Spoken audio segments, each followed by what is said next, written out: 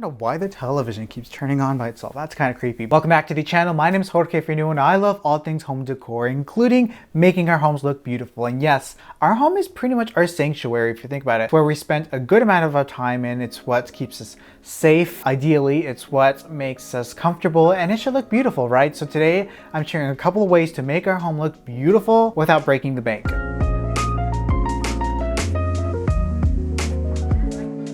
All right, so I got my list right here. No particular order, honestly, but let's just dive into probably one of the more important ones, and that is to go to high-end stores. First thing we want to do is kind of identify or get familiar with what is high-end, so that when we go to purchase or when we start to putting our space together, we know what is the high-end, what are the qualities of high-end, quote unquote. So of course we have our big stores like, you know, RH, Pottery Barn, West Elm, maybe. I don't know if that's really high-end, but at the very least get some inspiration. Maybe your like vintage galleries, especially if you're like in a bigger city. Maybe open houses, especially for those like larger new builds. Pay attention to how things are put together, what stands out, why, the scale of things, the colors, how are they mixing different elements. Those are things to look out for. Oh, here's a funny story. Actually, I don't even know if it's funny, but a couple of years ago, I went to Washington, D.C.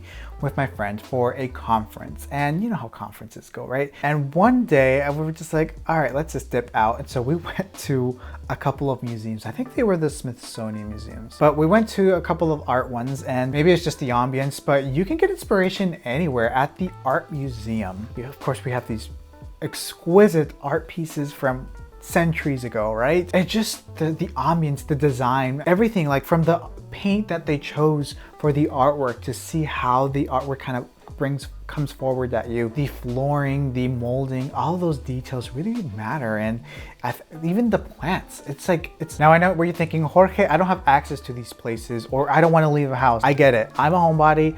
I like to stay home and mind my own business. Luckily, we have the World Wide Web. The World Wide Web is filled with lots of things. Of course, we have our social media, we have our blogs and all of that. Let's start off with the social media. The obvious one is Pinterest. You know, Pinterest, so much inspiration for everything virtually. And I don't know if it's really a social media. I feel like it's more of a visual search engine. It can be a little bit tricky sometimes. You don't know exactly what you're looking for, or you don't know what keywords to use.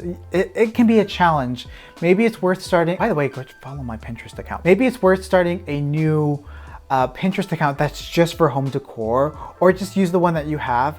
And basically, here's what you're gonna do, because you have to train the algorithm to show you what you wanna see. So save a whole bunch of the images that you like so that Pinterest knows, okay, this person likes this, so we're gonna show this person more of that. It's pretty simple. I feel like that's how social media typically works, but you can do that. So then you will start to getting more familiar with things that maybe connect with you. And then of course we have Instagram. If you use Instagram, yes, it's a social app, but there's also the discover sort of section where you can discover other accounts. If you start liking a whole bunch of home interiors, Pinterest will start showing, or Instagram will start showing you more of that. Hit the like button, hit the save button. It really helps out those fellow creators too. It has a lot of power. Of course, we have YouTube. Yes, YouTube, lots of incredible channels out there. Comment down below, let me know some of your favorites. But right now I'm loving the Local Project based out in Australia. Beautiful architecture and interiors. We also have House and Home,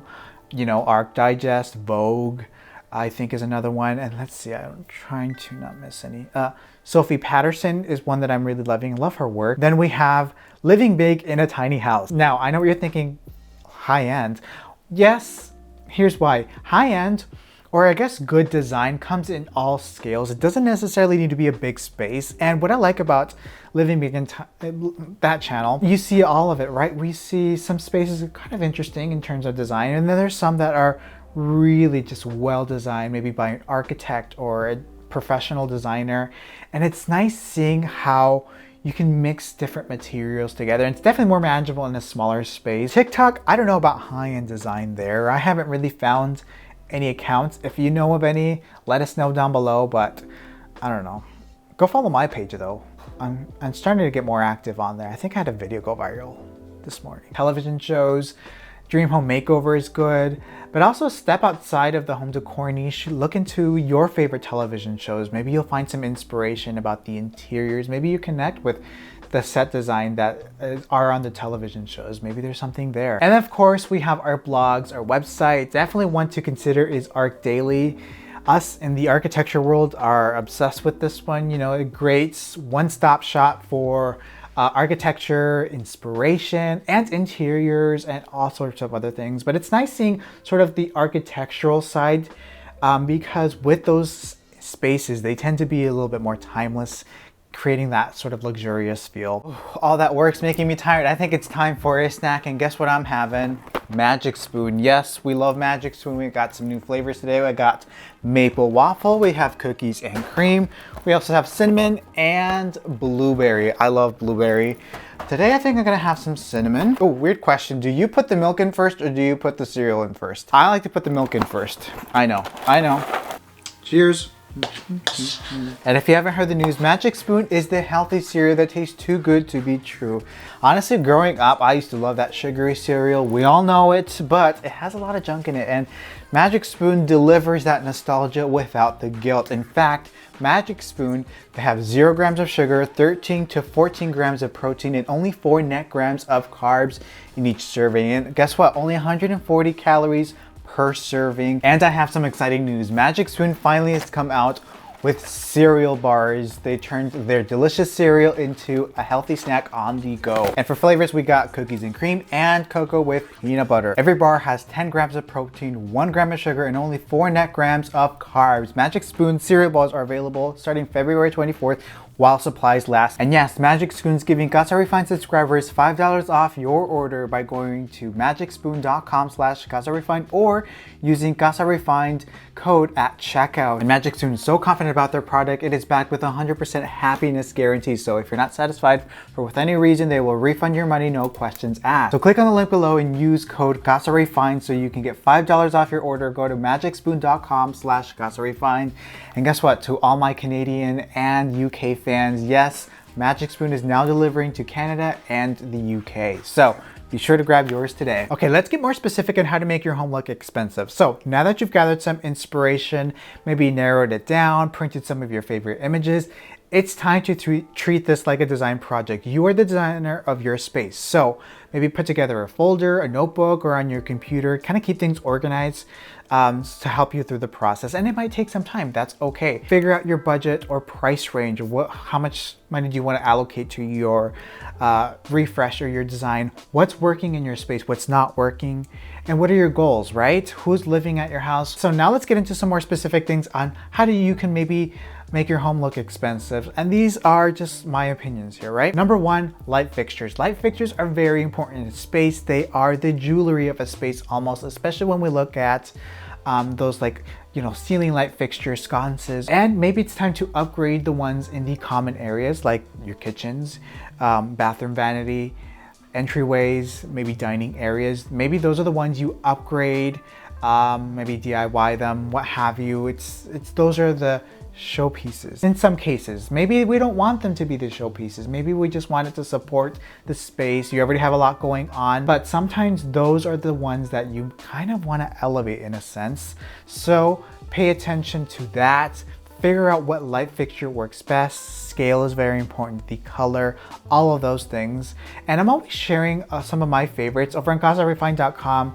I recently shared, because I was a victim of the boob light, I replaced them. I even put together a blog post where I shared a couple of good flush mount alternatives if you're looking to maybe swap them out. And swapping out a light isn't that hard. It can be a little bit of a chore. Maybe you can hire out someone. On the subject of lighting, maybe it's time to swap out some lampshades. Lampshades can get crusty over the years. Let's face it, lampshades, they accumulate dust. That plastic liner inside, it tends to age with time and it gets yellow. And once you put a new light bulb in there, or any light bulb, it doesn't really reflect the color temperature correctly, and it becomes yellowy, and we don't want that. We want some consistency with our lighting. So maybe swap them out. Go to of course we have Target, Walmart, the store at home, and maybe it's just in the US, but they have a whole bunch of lampshades there. Next up, of course, we want some custom wall art. When we look at high-end interiors, we always see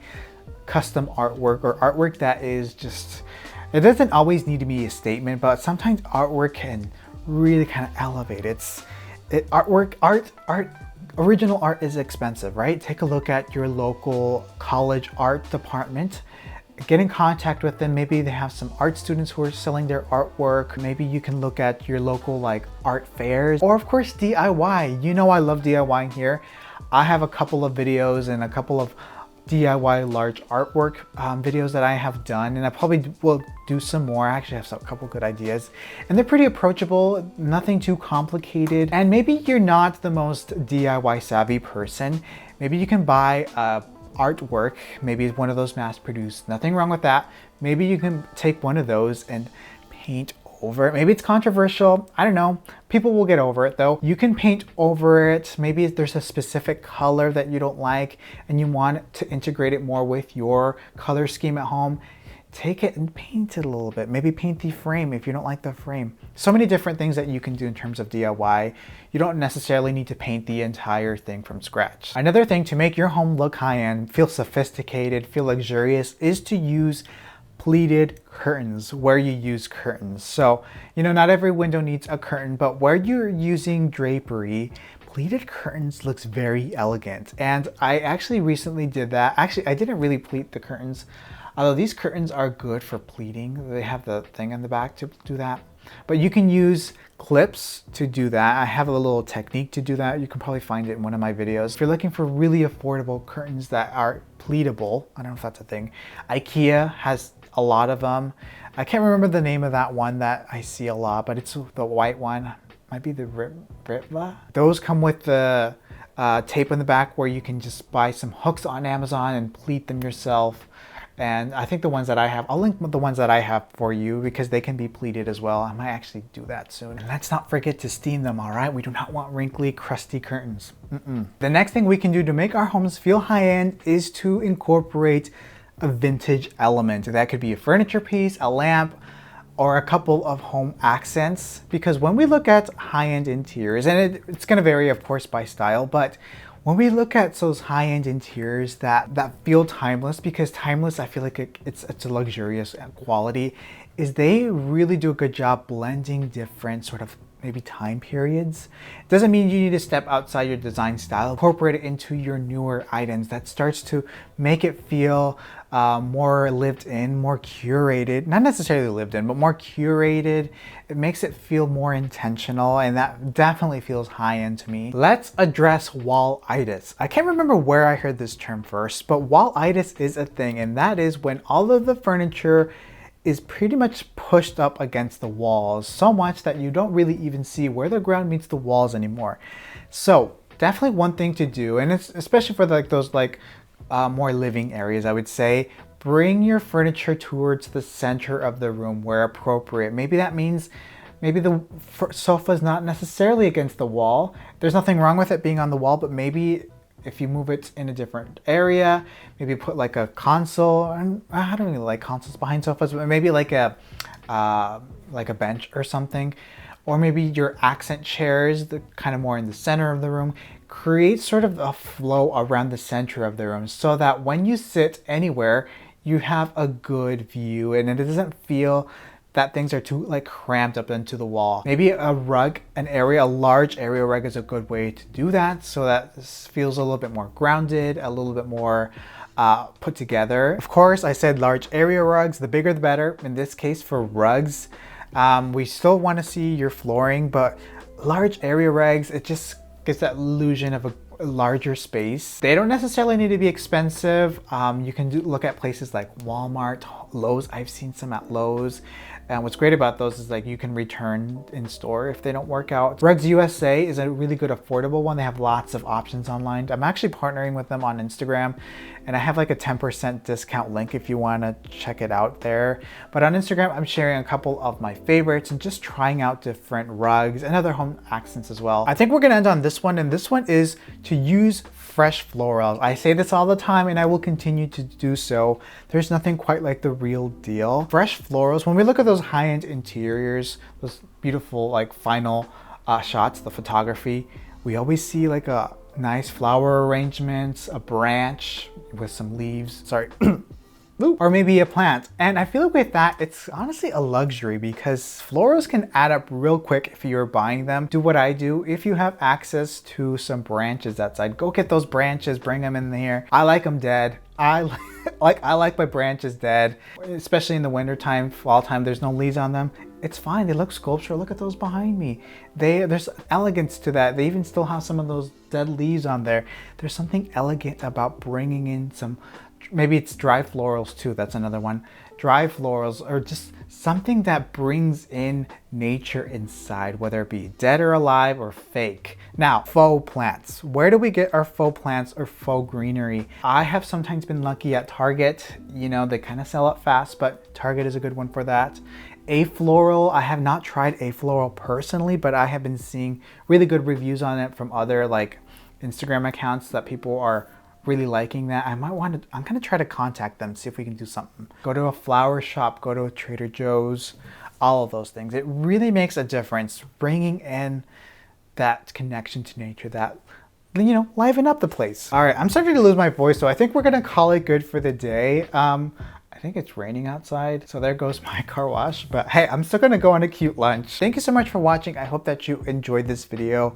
Let me know your thoughts are. I hope you got some inspiration, some ideas, or some food for thought. Trust me, you can definitely do it. You are an amazing designer and you're gonna make your space feel high-end, and it might require some work, it might require some patience, some DIY perhaps, but it's definitely doable. Be sure to check out my other videos if you're new here or maybe you missed a couple. Also, thanks again to Magic Spoon for partnering in today's video. Get your $5 off, check them out. But I hope that you have an awesome day and I'll see you in the next video. Bye.